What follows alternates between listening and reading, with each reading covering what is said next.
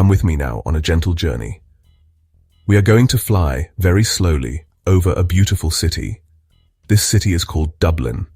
It is in a green country called Ireland. We will not be in a fast plane. Instead, we will float like a feather on the wind. Look down.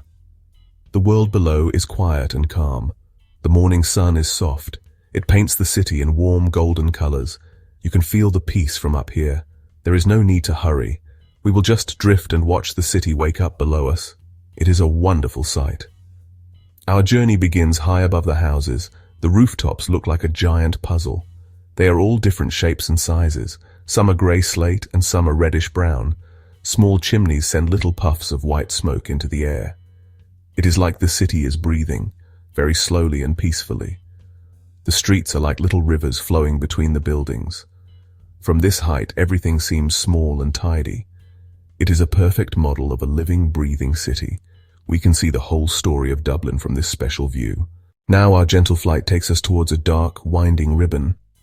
This is the River Liffey. It cuts right through the middle of Dublin.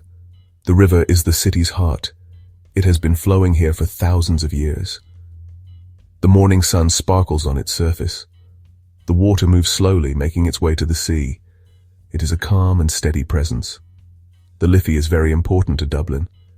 It has watched the city grow and change. It has seen history made on its banks. It is a silent witness to everything. Look closely at the bridges that cross the river. There are many of them, each one different. They are like stitches holding the two sides of the city together. One famous bridge is the Halfpenny Bridge. It is a delicate arch made of white iron.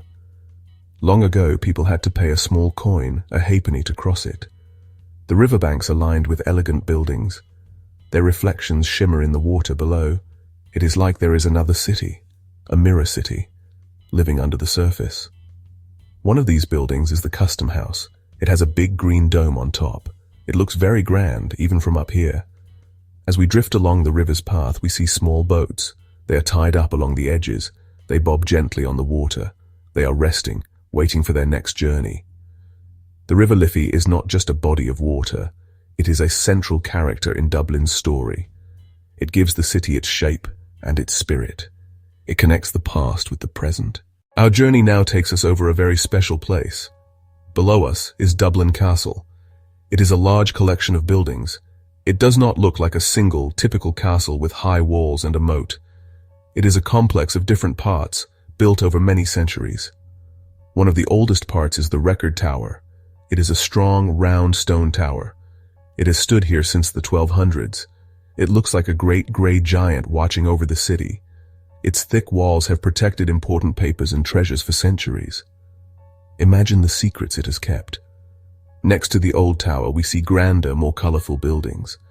These are the state apartments. They have bright windows and elegant roofs. The contrast between the old stone tower and these newer buildings is fascinating. It shows how the castle has changed its purpose from fortress to government center. The castle is surrounded by beautiful gardens. There is a garden shaped like a Celtic pattern. The green grass and colorful flowers make wonderful shapes on the ground. Dublin Castle is a place of many contrasts, old and new, power and peace, stone and flower. Let us drift now towards a large, perfect rectangle of green.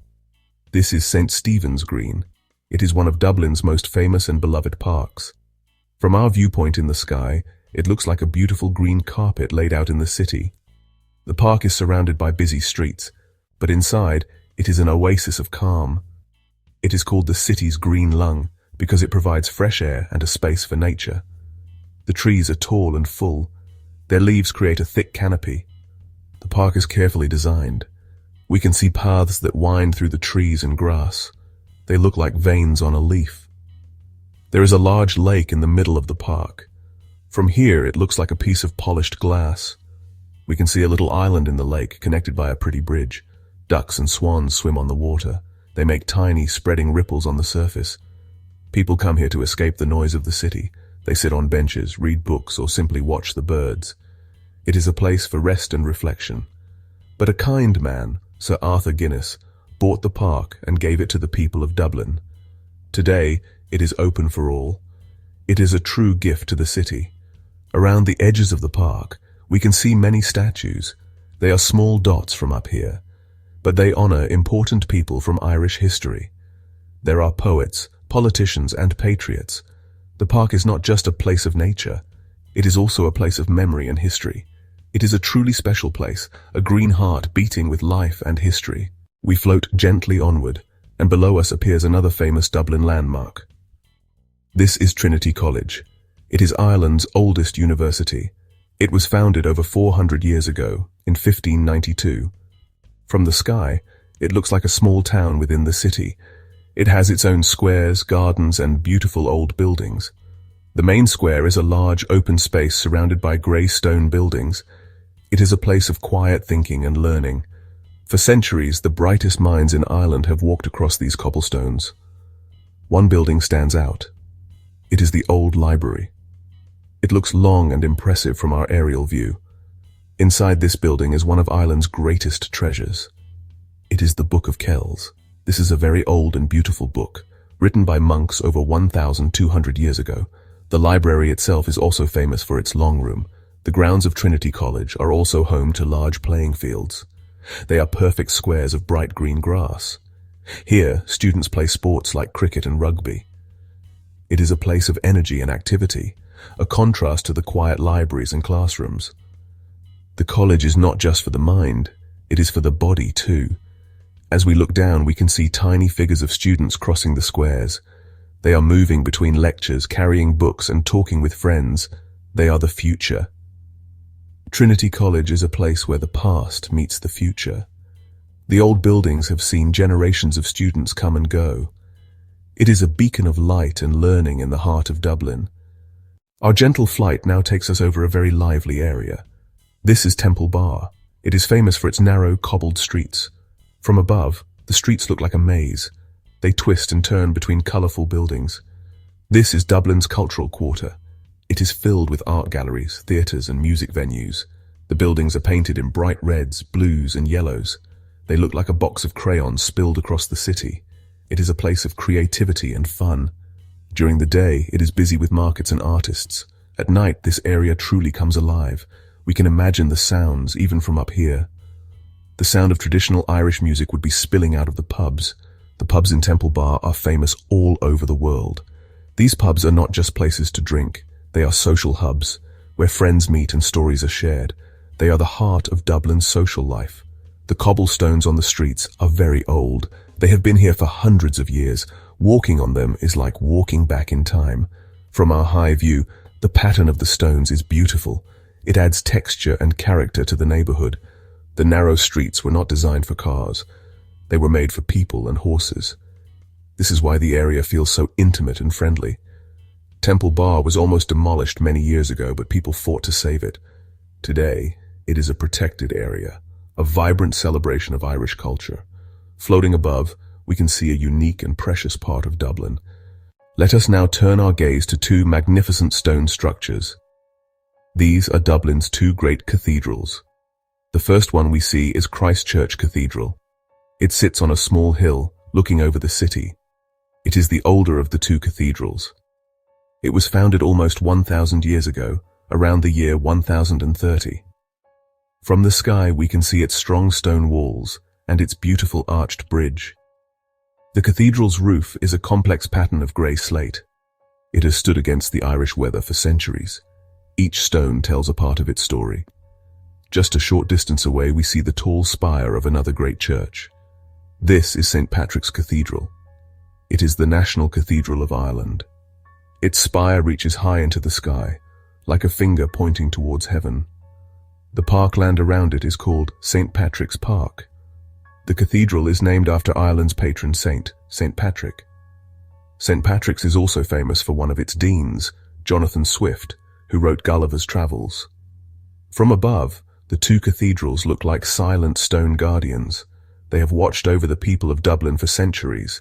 They are powerful symbols of faith and endurance in the city's skyline. Our flight now carries us east towards the edge of the city. Here the land meets the water. This is the Dublin Coastline. The city opens up to the vast Irish Sea. We can see a long, curving bay. This is Dublin Bay. The water is a deep blue-green color. Small white waves gently roll onto the sandy beaches. Two long arms of stone stretch out into the sea. These are the North Bull Wall and the South Wall. The South Wall is famous for its red lighthouse at the very end. It is called the Poolbeg Lighthouse. It is a bright spot of color against the blue of the sea. Further along the coast, we see small towns and villages, places like Howth and Dalkey. Howth is a busy fishing village with a large harbour. On the other side of the bay, Dalkey is a pretty town with its own small castle and a lovely island just offshore. These coastal towns offer a different pace of life. The coastline is also a vital home for nature. We can see a large flat island made of sand. This is North Bull Island. It is a special nature reserve. It is a paradise for birds. Thousands of birds travel from far-off countries to rest and feed here. From our high view, we can see flocks of birds flying in formation. This coastline is a precious place where the busy human world and the wild natural world live side by side in harmony. Our wonderful journey is now coming to an end. We begin our slow and gentle descent. The city below grows larger. The details become clearer. The rooftops are no longer a simple puzzle. We can see individual tiles. The cars are no longer tiny insects. We can see their colors. As we float down, we get one last look at this amazing city. We see the River Liffey, the green parks, the ancient castle and magnificent cathedrals, the colorful streets of Temple Bar. Dublin is a city of stories, a city of life, a city of beauty, and we have been lucky enough to see it all from a very special perspective. The feeling of this journey is one of tranquility. Flying high above the noise and the rush, we have seen the city in a different light. We have seen its shape, its patterns, its harmony. Now our feet are almost back on the ground. We have floated over Dublin like a bird on the breeze, and we can carry that feeling of calm and wonder with us. The beauty of Dublin, seen from above, is a memory to cherish.